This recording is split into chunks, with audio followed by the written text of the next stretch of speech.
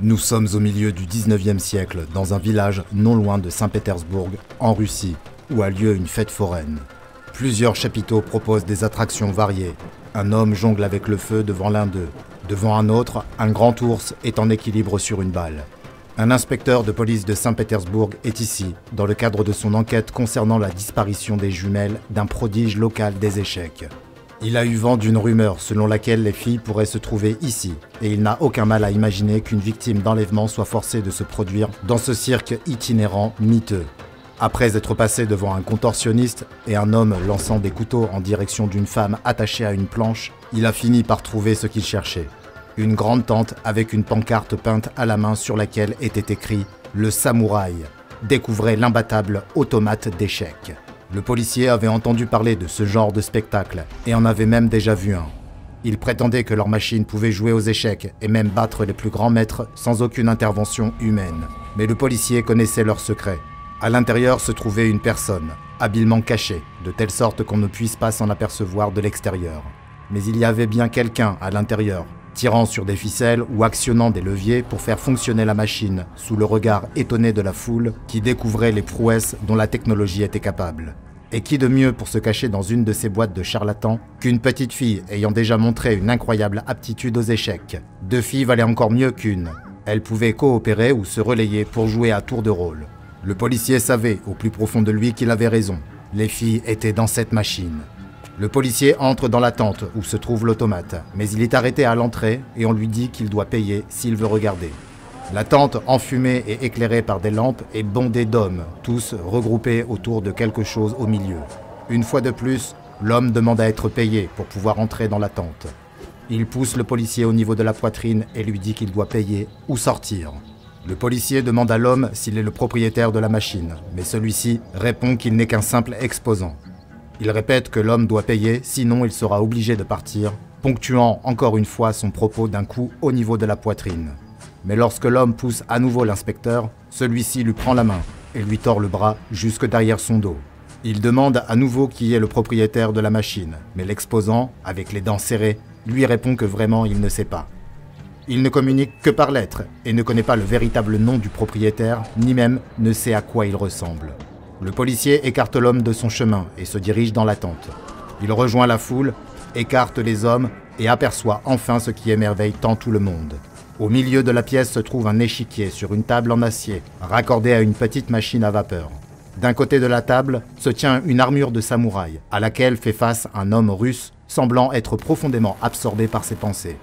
Il joue aux échecs et sa partie contre le samouraï ne semble pas se dérouler comme prévu. Le policier voit l'homme faire son déplacement, puis, presque immédiatement après, une pièce se déplace d'elle-même sur le plateau en guise de réponse. L'homme plonge sa tête dans ses mains. Échec et mat. La foule applaudit tandis que l'inspecteur se dirige vers la table.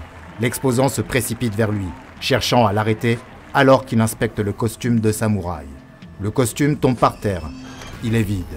L'exposant tire le policier et le supplie de partir. Mais le policier sait que les filles sont ici. Si elles ne sont pas dans l'armure, alors elles doivent être sous la table. Le policier tire sur l'échiquier. À sa grande surprise, il se détache facilement. Et en dessous se trouve une machine. Un ensemble complexe de tubes, d'aimants et d'engrenages qui tournent et bourdonnent grâce au courant électrique. Le policier a du mal à comprendre ce qu'il regarde jusqu'à ce qu'il remarque quelque chose. Au milieu de cette machinerie se trouvent deux bocaux en verre, connectés au reste de l'appareil par des fils. Chaque bocal contient une masse rose de matière organique, de la matière cérébrale, et il porte les noms des filles disparues.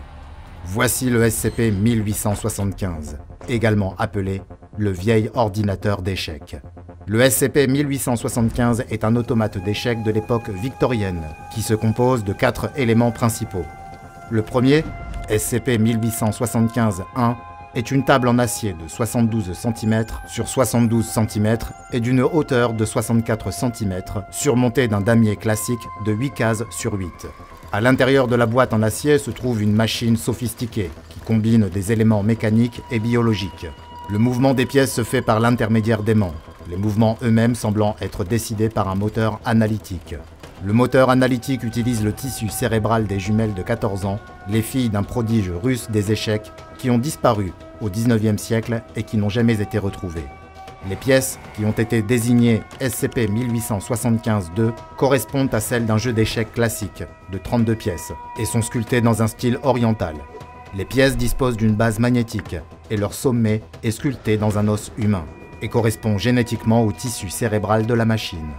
Le SCP-1875-3 est une petite machine à vapeur à vitesse variable qui est branchée à la machine au moyen d'un arbre de transmission. Le SCP-1875-4 est une armure de samouraï de type Guzoku du XVIIIe siècle. L'armure semble n'avoir aucun lien apparent avec la machine, que ce soit mécanique ou autre, et il semblerait que l'armure ne soit qu'un simple accessoire. Cependant, de nombreux chercheurs de la Fondation ont indiqué avoir ressenti un sentiment de malaise et d'anxiété après avoir regardé le casque de cette armure. Le SCP-1875 fonctionne toujours parfaitement et présente même des niveaux de difficulté réglables en fonction de la vitesse de la machine à vapeur. Pour tester les aptitudes de la machine aux échecs, un agent de classe D s'est assis devant la machine, en face du samouraï, et les déplacements effectués par le logiciel d'échecs ont été diffusés dans une salle. Les parties se sont jouées avec chacun des 5 réglages de la machine, et le logiciel d'échecs a été utilisé pour mesurer le classement du SCP-1875 d'après le système ELO, qui est une méthode utilisée pour calculer les capacités respectives des joueurs pour lesquels un score plus élevé est préférable. Lors du premier réglage, la machine a montré une aptitude au jeu d'échecs comprise entre 800 et 1000, ce qui équivaut à une personne sachant déplacer les pièces correctement, mais à part cela, est plutôt nul. Le deuxième réglage a débouché sur un résultat avoisinant les 1200, ce qui placerait la machine dans la catégorie des novices. Le troisième réglage a permis d'améliorer la capacité de l'automate et lui a permis d'obtenir un score compris entre 1200 et 2500, ce qui veut dire qu'il peut se comporter comme un amateur et atteindre un certain niveau de maîtrise. Mais c'est lors du quatrième réglage que la machine a véritablement atteint un niveau incroyable et a dépassé les 2500 ILO. À ce niveau, elle joue comme un grand maître des échecs et atteint parfois un niveau de jeu plus élevé qu'aucun humain n'a jamais été capable d'atteindre. Le cinquième et dernier réglage a cependant été déconcertant. La machine jouait de façon imprévisible, parfois avec un niveau de jeu supérieur à celui du quatrième réglage, mais lors du coup suivant, elle pouvait prendre des décisions absurdes ou donner l'impression qu'elle cherchait à perdre, parfois même en effectuant des coups considérés comme interdits. Plusieurs parties ont été jouées dans cette configuration, et le nombre de coups illogiques n'a fait qu'augmenter. Les pièces ont commencé à se déplacer plus rapidement, et finalement, elles ont commencé à s'emboîter les unes dans les autres jusqu'à ce que plusieurs d'entre elles soient ébréchées. Tous les tests ont rapidement été suspendus après cela, jusqu'à ce qu'un moyen de faire des tests sans endommager les pièces ait été trouvé. Suite à ce résultat surprenant, quelque chose d'encore plus étrange s'est produit. 5 minutes après le test, un email a été reçu par tous les membres de la liste de diffusion du SCP-1875. Le message, qui semblait provenir d'un analyste participant aux recherches sur le SCP-1875, ne comportait qu'une image qui a été classifiée car elle est présumée avoir de dangereuses propriétés mémétiques. Plusieurs membres du personnel ont ouvert le mail, ce qui les a conduits à regarder par mégarde l'image jointe, et peu après, ils ont fait état de nombreux symptômes. Ils ont immédiatement commencé à ressentir de l'anxiété, suivie de maux de tête et de fièvre. 2 heures après avoir vu l'image, ils ont commencé à se sentir agités, incapables de dormir et à percevoir des hallucinations auditives. Au bout de 4 heures, des hallucinations visuelles sont également apparues. Au bout de 7 heures, ils sont encore éveillés, mais réagissent de moins en moins aux stimuli. Au bout de 11 heures, seules de brèves périodes de lucidité seraient observées, pendant lesquelles la personne atteinte semblerait se rétablir complètement et demanderait immédiatement à accéder à l'ordinateur sur lequel elle a vu l'image. Au bout de 12 heures, eh bien, à ce stade, la situation ne fait qu'empirer. Le SCP-1875 a été classé comme Euclide, et le plus important est qu'il ne se retrouve jamais à proximité d'un réseau de données sans fil.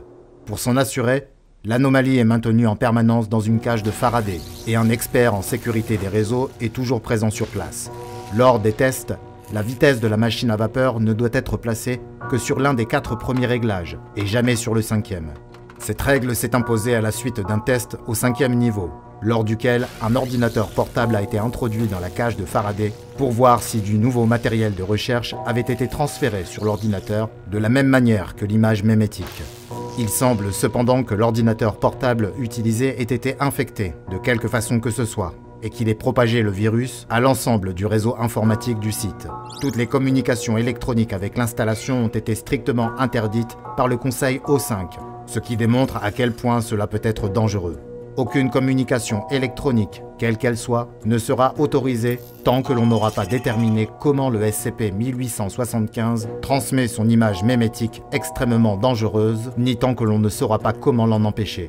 À l'avenir, si un membre du personnel venait à consulter ou à ouvrir involontairement un courriel contenant le fichier charmate.exe, il devrait immédiatement...